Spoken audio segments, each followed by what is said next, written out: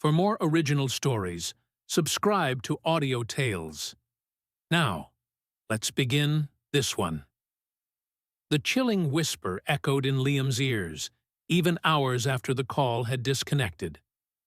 "They're watching me," Sarah had breathed, her voice a fragile wisp of fear, before the line went dead. The silence that followed wasn't just the absence of sound. It was a heavy, suffocating blanket that had settled over his entire world. Sarah, his vibrant, effervescent Sarah, reduced to a terrified whisper. What could possibly have happened? He had tried calling back, again and again, but her phone went straight to voicemail. His mind raced, replaying her words, searching for clues, for any hint of who they could be. Sarah, an independent artist, lived in a quiet, secluded cottage on the edge of Redwood Forest. It was her sanctuary, a place where she found inspiration in the dappled sunlight and the rustling leaves. The thought of anyone invading that space, let alone threatening her, was anathema. He had to go to her, immediately. The drive felt interminable, every mile stretching into an agonizing eternity. The familiar winding road that led to her cottage seemed to twist and turn with malicious intent, each bend hiding another moment of uncertainty. As he finally pulled up to her driveway, the setting sun cast long, eerie shadows across the familiar facade. The cottage stood exactly as he remembered it, a picturesque scene of rustic charm. Her small, well-tended garden, usually bursting with colorful blooms, looked a little neglected, the flowers drooping slightly. A shiver, unrelated to the cooling evening air, traced a path down his spine. He stepped out of his car, the gravel, crunching loudly under his feet in the otherwise silent twilight. The front door was unlocked, a detail that immediately set his teeth on edge. Sarah was meticulous about security, especially living alone. He pushed it open slowly, a faint creak echoing through the stillness. "Sarah?" he called out, his voice hoarse, a tremor of apprehension in his chest. No reply. The living room was neat, almost unnervingly so. Her paintbrushes lay neatly organized on her easel, a half-finished canvas depicting a vibrant forest scene resting beside them. Her favorite mug, with its chipped rim, sat on the coffee table, a faint ring of dried tea at the bottom. Everything seemed in its place, yet a palpable sense of unease hung in the air, a discordant note in the otherwise peaceful symphony of her home. He moved through the cottage, calling her name again and again, his voice growing more desperate with each. Empty room, the kitchen, the bedroom, her small studio, all meticulously tidy, all utterly devoid of Sarah. Then he noticed it. In the hallway, connecting the living room to her studio, a section of the wall looked different. The paint, a soft cream. Color was a shade lighter than the surrounding walls, and it had a slightly uneven texture, as if it had been recently applied. He ran his hand over it, feeling the subtle difference. It was dry to the touch, but the faint smell of fresh paint still lingered, mingling oddly with the familiar scent of lavender and turpentine that usually permeated Sarah's home. This was completely out of character. Sarah would never undertake a spontaneous home improvement project, especially not one as significant as repainting a wall, without mentioning it. A cold dread began to solidify in his stomach. What was behind this wall? He examined the wall more closely, his fingers tracing the faint lines of what might have been a seam. There had to be something. His gaze fell upon a small, antique wooden box on a nearby shelf, a gift he'd given her years ago. She kept her most treasured mementos in it. He opened it, his heart pounding. Inside, nestled amongst old photographs and a dried rose, was a small, ornate key. It didn't look like any key he recognized from her house. He turned back to the newly painted wall, his eyes scanning for a lock, a hinge, anything. And then he saw it, almost imperceptible against the fresh paint. A tiny, almost invisible keyhole, cleverly disguised within a subtle imperfection in the plaster. His hand trembled as he inserted the key. It turned with a soft click, and a narrow section of the wall, about a foot wide, swung inward, revealing a small, dark recess. The air that wafted out was cool and damp, carrying a faint, earthy scent. Inside, it was completely black. He fumbled for his phone, switching on the flashlight. The beam cut through the darkness, illuminating a cramped, dusty space. It was a hidden compartment, perhaps a secret passage, something he never knew existed in Sarah's cottage. And there, on the floor of the compartment, was a single, crumpled piece of paper. He reached in, his fingers brushing against the rough texture of old wood, and pulled it out. It was a note, hastily scribbled in Sarah's familiar, elegant handwriting. "Liam, if you're reading this, I'm in trouble. They're not watching me. They're after something I found. The painting, the one I just started, it's the key. Don't call the police yet. Trust no one. Find me, and please, be careful." The words sent a fresh wave of shock through him, eclipsing the initial terror. The painting. He rushed back to the living room, his eyes falling on the half-finished canvas on her easel. It depicted the redwood forest, a familiar scene, but now he looked at it with new eyes. He studied the brushstrokes, the colors, searching for something hidden. He picked up the canvas, turning it over. On the back, in faint, almost invisible pencil, were a series of numbers and letters, an alphanumeric code. It wasn't random. It looked like a set of coordinates, or perhaps a cipher. He pulled out his own phone, quickly inputting the characters into a mapping application. The coordinates pointed to a remote, abandoned logging cabin deep within the redwood forest, miles from Sarah's cottage.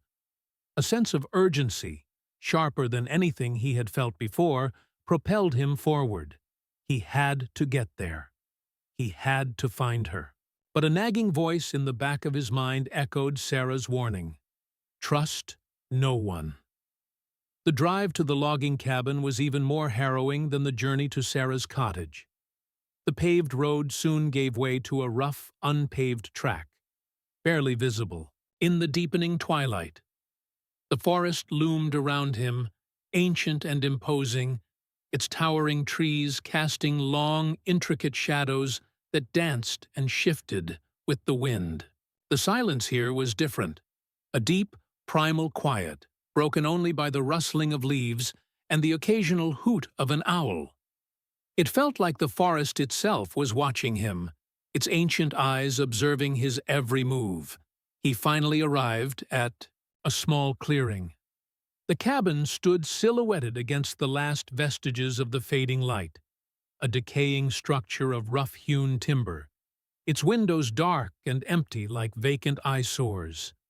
It exuded an aura of abandonment and decay, a place where time had long since ceased to matter. He approached cautiously, his senses on high alert. The front door was ajar, hanging precariously on a single hinge. A faint, metallic scent, like old iron, hung in the air. He pushed the door open further, revealing a single, sparsely furnished room. Dust motes danced in the faint moonlight, filtering through the grimy windows. A rickety table and two broken chairs were the only furniture. On the floor, near what used to be a fireplace, lay a single, distinctive item. A small, silver locket, engraved with a delicate hummingbird. It was Sarah's. His breath hitched. He knew that locket. She wore it almost every day. Its presence, here, in this desolate place, confirmed his worst fears. She had been here. He scanned the room, his eyes darting to every corner, searching for any other sign, any clue. And then he saw it, scratched into the dusty floorboards, almost invisible. Unless you knew to look, were two distinct symbols, a crudely drawn eye, and beneath it, a small, intricate spiral. He had seen these symbols before, in Sarah's sketchbook, amidst her abstract designs. She had told him they were just random doodles, but now he knew they were more. They were her way of leaving him a message. He pulled out his phone again, his heart pounding. He opened his notes, searching for a specific entry. Sarah, being an artist, often used symbols and abstract shapes to convey her feelings or observations, a kind of personal shorthand. He remembered a conversation they'd had months ago about a conspiracy theory she'd stumbled upon online, about a secret society that used ancient symbols to communicate. He hadn't paid much attention to it then, dismissing it as her artistic eccentricity. Now, a cold dread began to seep into his bones, the eye and the spiral. He scrolled through her notes, finally finding what he was looking for. Under a heading, Ancient Glyphs, she had sketched the exact same eye and spiral symbols, noting next to them, the sentinels. They watch, they control. The spiral is the way in. The sentinels. The name sent a shiver down his spine. It sounded like something out of a pulp fiction novel, but the reality of Sarah's predicament was anything but. He stared at the symbols on the floor, then back at her locket. The spiral. The way in. Where was the way in? He looked around the cabin again, his gaze lingering on the fireplace. It was old, crumbling, and seemed utterly ordinary. But then he remembered Sarah's love for puzzles, for hidden compartments, for things that weren't what they seemed. He knelt down, running his hands over the rough stone of the fireplace, feeling for anything unusual. And there it was. A small, almost imperceptible indentation on one of the larger stones, near the base. He pressed it. With a soft click, a section of the hearth slid inward, revealing a narrow, dark passageway. The air that rushed out was stale and heavy, carrying the scent of damp earth and something else, something metallic and unsettling. He hesitated for a moment, a wave of primal fear washing over him. This was beyond anything he had ever imagined, but the thought of Sarah, alone and in danger, propelled him forward. He took a deep breath, switched on his phone's flashlight, and stepped into the darkness. The passage was narrow, forcing him to hunch over as he moved. The walls were rough, unmortared stone, cold and damp to the touch. The air grew heavier, and he could hear the faint drip of water somewhere ahead. The passage sloped downwards, deeper and deeper into the earth. After what felt like an eternity, the passage opened into a larger chamber. The beam of his flashlight revealed a cavernous space carved directly out of the bedrock. The air here was thick with a strange, almost chemical odor. Along the walls, he saw rudimentary shelves carved into the rock, holding rows of dark, unlabeled bottles and various scientific instruments. This wasn't just a hidden passage. It was a hidden laboratory, a clandestine operation of some kind. His heart pounded in his chest, a frantic drumbeat against his ribs. And then he saw them. In the center of the chamber, illuminated by a single bare bulb hanging from the ceiling, were two figures. One, a tall, imposing man with a stern face and piercing eyes, was holding Sarah's arm. The other, a woman with sharp, angular features and a cold, calculating gaze, stood observing them.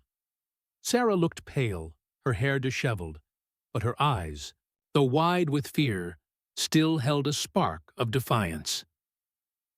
"Who are you?" Liam demanded, his voice echoing in the cavern, betraying the fear that coiled in his stomach. The man holding Sarah's arm, who Liam later learned was named Elias, turned slowly, his gaze assessing. The woman, Dr. Anya Petrova, merely raised an eyebrow, a hint of amusement in her cold eyes. "Well, well," Elias drawled, his voice deep and resonant. "It seems our little bird has a friend." He tightened his grip on Sarah's arm, and she winced. "Let her go." Liam took a step forward, his fists clenched. "I wouldn't advise that," Dr. Petrova interjected, her voice smooth and devoid of emotion. "You've stumbled into something far beyond your comprehension." She gestured to the surrounding equipment. "Ms. Miller here discovered something she shouldn't have. Something that threatens the very fabric of our operations." Liam looked at Sarah, his mind racing. "What did you find, Sarah?" Sarah looked at him, her eyes pleading. "It's the ancient tree," she whispered, her voice weak. "The one at the heart of the redwood forest. They're extracting something from its roots. Something powerful." Elias scoffed. "She's delusional. A conspiracy theorist who dug too deep." But his eyes, Liam noticed, betrayed a flicker of something close to fear. Dr. Petrova stepped forward, holding up a small, sealed vial filled with a glowing, viscous liquid. "This," she said, her voice filled with a chilling pride, "is the essence, the lifeblood of the forest itself, a source of unimaginable energy. And Ms. Miller here, in her misguided artistic pursuits, stumbled upon its secret." Liam felt a surge of rage. They were desecrating the forest, exploiting its ancient power. "You're destroying it," he yelled, his voice raw with emotion. Elias chuckled, a dry, humorless sound. "A necessary sacrifice for progress, young man. Imagine the possibilities. Unlimited energy, enhanced capabilities. A new era for humanity. Under our guidance, of course." Liam knew then that reasoning with them was futile. These people weren't scientists. They were fanatics. He had to get Sarah out. He scanned the cavern, searching for an escape route, a weapon, anything. His eyes landed on a heavy metallic crowbar leaning against one of the shelves. It was his only chance. He took a deep breath, focusing on the image of Sarah's terrified face, and prepared himself for whatever came next. With a sudden burst of adrenaline, Liam lunged towards the crowbar, surprising Elias and Dr. Petrova. Elias, caught off guard, stumbled back, releasing Sarah. Sarah, seizing the opportunity, scrambled away, her eyes wide with fear, but also with a renewed spark of hope. Liam snatched the crowbar, its cold weight surprisingly reassuring in his hands. He swung it wildly, forcing Elias to retreat further. Dr. Petrova, however, remained unnervingly calm. She reached for a device on a nearby table, a small, sleek, pistol-like object. "You're making a grave mistake," she said, her voice still smooth but with an underlying threat. Liam knew he didn't have much time. He had to create a diversion. His gaze darted to the shelves lined with vials. He didn't know what was in them, but he knew they were important to these people. With a desperate cry, he brought the crowbar down on the nearest shelf. Glass shattered, and dark, viscous liquids spilled onto the cavern floor, mingling and bubbling ominously. A pungent, acrid smell immediately filled the air, making his eyes water. Dr. Petrova cried out, her cold facade finally cracking. "No! You fool!" She aimed her device at Liam, but he was already moving, smashing another shelf. The cavern began to fill with strange, swirling mists of various colors as the chemicals reacted with each other. Elias, enraged, lunged at Liam, but the chaotic environment disoriented him. Liam, despite the stinging in his eyes and throat, managed to duck under Elias's wild swing, bringing the crowbar up and connecting with a sickening thud against Elias's side. Elias grunted, clutching his ribs, his face contorted in pain. "Run, Sarah!" Liam yelled, his voice strained. Sarah, who had been momentarily frozen by the unfolding chaos, snapped out of it. She glanced at Liam, then at the entrance to the hidden passage, and without another thought, she ran. Dr. Petrova, momentarily distracted by Elias's injury and the destruction of her precious chemicals, turned her attention back to Liam, her eyes blazing with fury. She fired her device. A searing beam of light shot out, narrowly missing Liam's head and striking the cavern wall behind him, leaving a smoking scorch mark.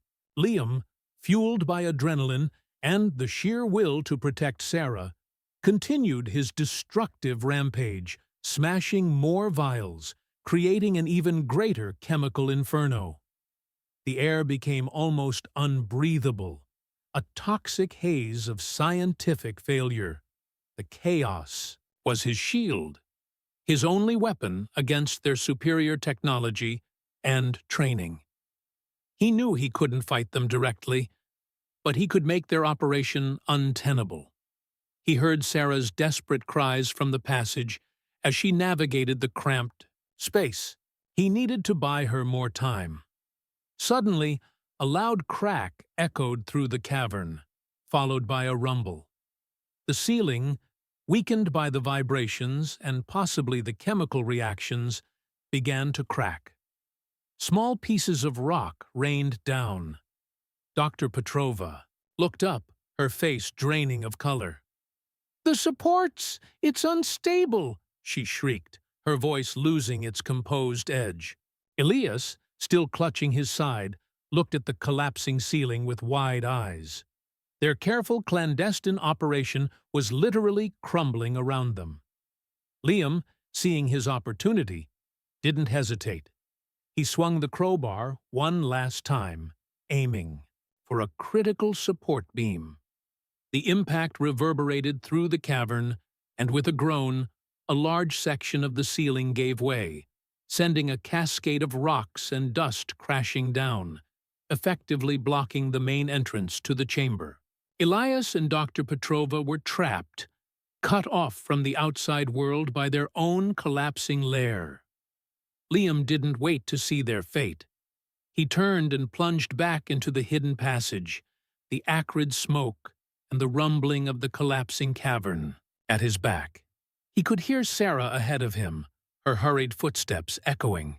He pushed himself faster, desperate to reach her, to ensure she was safe. He emerged from the passage, gasping for breath, into the relative fresh air of the abandoned logging cabin. Sarah was there, leaning against the doorframe, her chest heaving. Her face was smudged with dust and tears, but she was alive. He rushed to her, pulling her into a tight embrace. "Sarah," he whispered, his voice thick with relief. "Are you all right?" She nodded, clinging to him. I think so. You saved me, Liam. You really did." They stumbled out of the cabin, leaving the crumbling structure and the buried secrets behind them. The early morning light was just beginning to break through the trees, casting a soft, ethereal glow on the forest. The air, crisp and clean, felt like a blessing after the suffocating fumes of the cavern. They walked in silence for a long time, the trauma of the night still fresh, but a sense of profound relief washing over them. As the sun rose higher, painting the sky in hues of orange and pink, Sarah finally spoke. "They were trying to extract something from the ancient tree," she explained, her voice gaining strength. "A sap, a resin, something that they believed held the key to unlimited power. They called it Evum Vitae, eternal life." Liam listened, a chill running down his spine. The sheer audacity of their plan, The hubris of trying to harness the very essence of nature for their own twisted purposes was almost incomprehensible. They were using my art as a cover, Sarah continued, her voice trembling slightly. They knew I often painted the forest, and they thought my constant presence wouldn't raise suspicion. They even subtly guided me towards certain areas where the tree's roots were particularly potent, without me even realizing it. She looked at him, her eyes filled with a mixture of fear and determination. I accidentally stumbled upon their equipment, a hidden sensor near the tree's base. That's when I started piecing things together. That's when they started watching me. The revelation of the Sentinels and their diabolical plan slowly sank in. They were not just a random group of criminals. They were an organized, sophisticated entity, willing to exploit and destroy for power. Sarah had unknowingly become entangled in something far grander and more terrifying than a simple home invasion. They had targeted her because of her connection to the forest, her artistic intuition, leading her closer to their secret than they could have anticipated. As they reached Liam's car, a sense of quiet determination settled over them. They knew they couldn't just let this go. Even though the immediate threat was neutralized, the knowledge of Avum Vitae and the Sentinel's existence was a burden they now carried. "We have to report this," Liam said, his voice firm. Sarah nodded. "But carefully. Remember what the note said? Trust no one." "They have reach, Liam. We need to be smart about this." They decided to contact a trusted journalist Sarah knew, a reputable investigative reporter known for her integrity and courage. Someone who could handle the sensitive nature of the information without immediately alerting the Sentinel's larger network. This wasn't just about justice for Sarah. It was about protecting the forest, protecting humanity from a dangerous, unchecked power. Over the next few weeks, Liam and Sarah meticulously documented everything. Sarah, with her artistic eye, created detailed sketches of the equipment she had seen and the symbols she had found. Liam, with his logical mind, compiled a timeline of events, cross-referencing it with news articles and scientific papers about unusual energy sources. They worked in secret, meeting in various public places, never staying in one location for too long. The sense of paranoia, while lessened, never fully disappeared. They knew the Sentinels were a powerful organization, and they were still out there. The journalist, a woman named Anya Sharma, was initially skeptical. The story of a secret society, ancient tree essences, and a hidden underground lab sounded like something out of a fantastical novel. But Sarah's meticulous notes, Liam's coherent timeline, and the undeniable fear in their eyes slowly convinced her. Anya, a seasoned professional, understood the risks involved. She knew that exposing such a powerful organization could put her own life in danger. But her commitment to truth and justice outweighed her fear. She agreed to take on the story, but on her terms. Complete anonymity for Liam and Sarah, and a slow, methodical release of information to ensure maximum impact and minimum retaliation. Anya's investigation spanned months. She delved into the shadowy world of corporate espionage, illegal energy extraction, and hidden scientific projects. She discovered that the Sentinels were indeed a global network, masquerading as environmental and philanthropic organizations while secretly pursuing their agenda of controlling a new, potent energy source. The Avum Vitae was more than just a powerful energy source. It had properties that could dramatically extend human lifespan and enhance cognitive abilities, a true elixir of life. This was their ultimate goal, not just power, but immortality for a select few, at the expense of the natural world. The repainted Wall, in Sarah's cottage, Anya discovered, was a temporary cover-up by the Sentinels after they had first realized Sarah was onto them. They had painted over a small surveillance device they had installed, a crude attempt to hide their tracks once Sarah had left the initial whispering message to Liam. They had underestimated Sarah's resolve and Liam's quick thinking. Finally, the day arrived. Anya Sharma's exposé hit the international news wires, a meticulously researched and damning indictment of the Sentinels' activities. It revealed their true nature, their exploitation of natural resources, their human experimentation, and their dangerous pursuit of immortality. The story sent shockwaves across the globe. Governments launched investigations, environmental groups rallied, and the public was outraged. The Sentinels' carefully constructed facade crumbled. Key figures were arrested, their hidden labs raided, and their assets seized. It was a victory, but a bittersweet one. The ancient tree, while still standing, bore the scars of their exploitation. The environmental damage would take years, perhaps decades, to heal, and the psychological scars on Sarah and Liam would likely never fully fade. Months later, Sarah and Liam stood at the edge of the redwood forest, the same forest that had been the backdrop to their nightmare. The air was fresh, carrying the scent of pine and damp earth. Sunlight dappled through the leaves, creating intricate patterns on the forest floor. Sarah, though still bearing the weight of her experience, had found a new purpose in her art. Her paintings now depicted not just the beauty of the forest, but also its resilience, its vulnerability, and the constant need for its protection.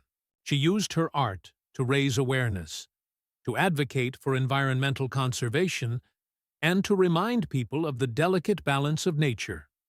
Liam, too, had changed. The easygoing, carefree artist he once was had been replaced by a more grounded, more vigilant man. He dedicated his time to supporting Sarah's activism, using his analytical skills to research environmental issues and expose other clandestine operations that threatened the planet. They were no longer just two individuals caught in a terrifying ordeal. They were now active participants in the fight for a better future. They looked at each other, a silent understanding passing between them. Their lives had been irrevocably altered, but they had emerged stronger, more connected, and with a shared purpose.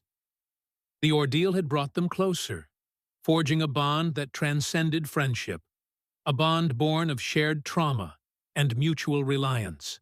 The fear lingered, a faint echo in the quiet moments, but it was overshadowed by a profound sense of accomplishment and a renewed appreciation for life, for truth, and for the unwavering power of hope. The world was still a dangerous place, filled with hidden threats, but they now knew that even in the deepest darkness, a single whisper, a single act of courage could ignite a fire that would illuminate the truth and bring justice to light.